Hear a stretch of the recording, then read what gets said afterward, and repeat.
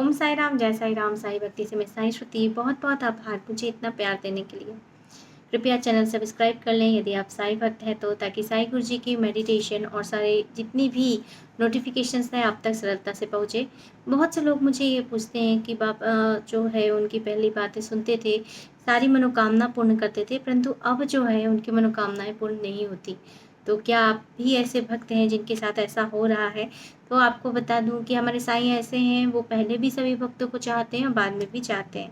तो उनकी कोई नज़रिए में फ़र्क नहीं होता है। दिक्कत बस ये होती है कि शुरुआत में जब हम बाबा हमें आकर्षित करते हैं और जब भी हम जो भी बाबा से मांगते हैं तो बाबा जो हैं वो हमें प्रदान कर देते हैं। जैसे कि हम नन्हे-मुन्ने छोटे से बालक रहते हैं तो माँ जो है क्या करती है, अपने बच्चा जो भी मांगता है, चॉकलेट मांगता है, आइसक्रीम मांगता है, तो वो उसको प्रदान कर देती है। लेकिन जैसे ही बड़ा होता है बच्चा तो माँ क्या करती है, एक्सपेक्ट करने लगती है कि बच्चा भी समझदार हो, उसके जीवन में अच्छी से पढ़ाई लिखाई हो, अच्छे ज्ञान अर्जन की बातें हों। करते हैं कि नहीं हम ऐसा?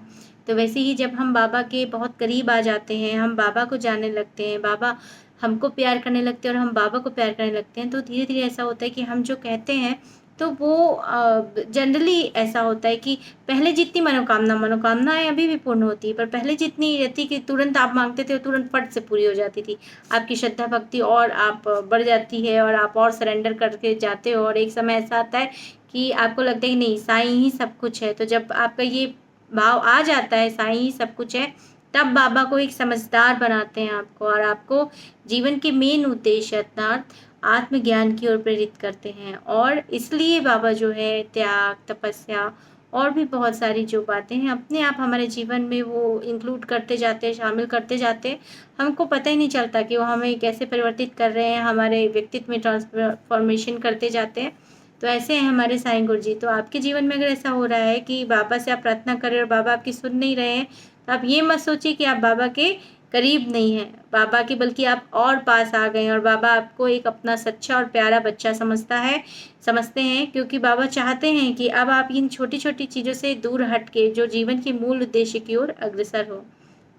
तो इस प्रश्नों का जवाब आपके पास अब मिल गया होगा, यह मैं समझती हूँ। जो भी आप बातें पूछना चाहते हैं और मैं कमेंट का बिल्कुल ध्यान से मैं जवाब देती हूँ, पूरी कोशिश मेरी ये रहती है। और आप सभी को बता दूँ, साई भक्ति साई श्रुति जो चैनल है उसमें सुबह 5:45 को मेडिटेशन किया जाता है, और साथ ही साथ साई श्रुति के साई एक मेरा दूसरा चैनल है, वहाँ पे हम ब्रह्म मुहूर्त का मेडिटेशन करते हैं 5 बजे का, साई प्रेम योग ध्यान। तो आप में से किसी को भी अगर ध्यान करना है, सब फ्री ऑफ कॉस्ट है, डिस्क्रिप्शन लिंक में नंबर है, मुझे आप मैसेज कर देंगे तो मैं ग्रुप में आपको ज्वाइन कर दूंगी। तो आज के लिए इतना ही, और बहुत बहुत आभार चैनल सब्सक्राइब करने के लिए, क्योंकि सब्सक्राइब करते हैं, लाइक करते हैं तो मुझे भी ना अच्छा लगता है, और आप जब जो भी कमेंट करते हैं तो मेरे लिए बहुत खास रहता है, क्योंकि ये मेरा साईं परिवार है। ओम साई राम, जय साई राम।